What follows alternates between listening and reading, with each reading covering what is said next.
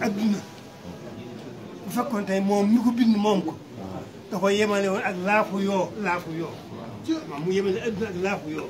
wala président mu boo ko ne loolu ñoroon na ko bu ko yemale adduna ak laafu yoo bu ko yemale woon ab yéefa du ci am kaas ndox bu mu naan.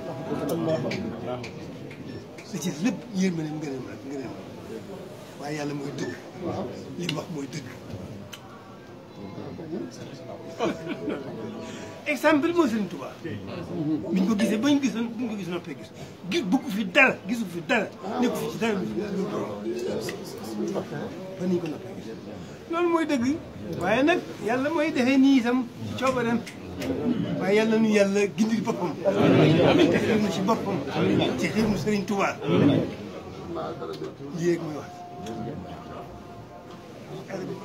na ma la bëggi woon xam ne Sëñ Tuubaa dëggu na ci yow mu bëgg la ngir Sëñ Tuubaa xam ne Sëñ Tuubaa dëggu na ci yow mu bëgg la ngir Sëñ Tuubaa dara soppiku ci biir suñu tey. alhamdulilah.